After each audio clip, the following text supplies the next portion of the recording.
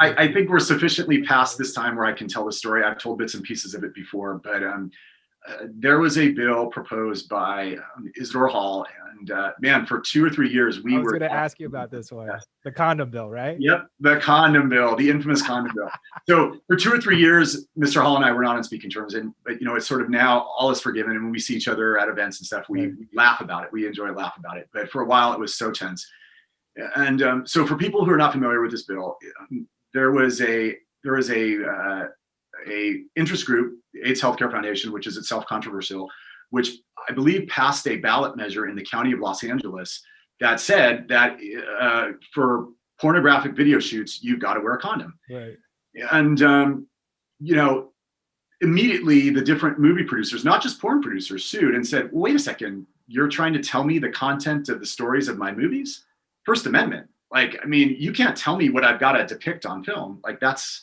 The next step is government tells me that my actors have to wear a shirt that say practice safe sex. Like, that's First Amendment, right? So they sued. The county ended up spending millions of dollars in legal fees, but then they come forward and they sponsor this bill. Isidore Hall carries it. Now they want to do it statewide. Statewide, you film porn, you got to wear a condom.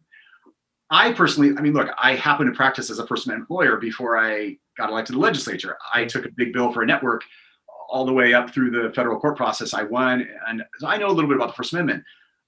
The bill had by the way, it had an enforcement cost because we needed to send OSHA, which is, for those of you not familiar, it's the California's Employee and Workplace Safety Inspection Division. They would have to go to porn sets and they'd have to be like, hey, are you wearing a condom? So you can see it where this is all, devolving into the ridiculous. But so there was a cost. It was de minimis. I want to say $350,000 a year, something like that. But then the staff came back and was like, the state's going to get sued. It's going to cost money to defend, so on and so forth. There's a big debate. Can you even consider the cost of lawsuits in a bill? Whatever.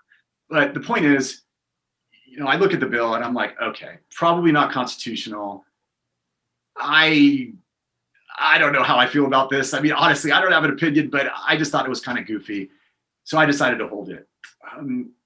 This is where I've never told this story. Speaker Perez said to me in the meeting, he goes, Mike, do you really want to hold this bill? It means a lot to Izzy. Do you really want to take on the AIDS Healthcare Foundation? They are vindictive SOBs. And I said, look, I got to do what I believe in. The staff believes that it's, really goofy and it's probably not constitutional. So yeah, I'm going to hold it. And by the way, Speaker Perez, there's a classic example. He didn't flip me. He didn't turn me over. He said, okay, I respect you, right? So anyway, when I announced it, Isidore goes ballistic. He starts tweeting some stuff that he since deleted. AIDS Healthcare Foundation mails in my district. They send all these illegal mailers where they don't identify themselves, saying that I love the porn industry. One of my opponents, and this is I've never told the story. They did something which I think is the cruelest thing that any of my opponents have ever done in the history of all of my opponents, and I think in the history of dirty politics. I had a house before I got elected. I've long time rented that house out. I couldn't afford it when I got elected to the legislature, so I had to rent it because I couldn't afford the mortgage payments on my legislative salary. I rented it out. And one of the people who rented it from me was a married couple. They had 2 kids. And I just knew the lady as a housewife who rented my house from me. They actually pulled up my Form 700s, looked her up, and found out that in a previous life, she had been a porn performer. Did I know that? I had no idea. When someone applies to rent your house, you don't ask them if they've been a porn performer 20 years ago. And you certainly don't slut shame, people like this. They started attacking me saying, oh, he's getting money from the porn industry. And it was like, oh my God, this is like totally crazy. I've never taken a penny from the porn industry. I had no idea that this poor, nice lady in her mid 50s filmed porn, which is totally, her prerogative, 20 years ago.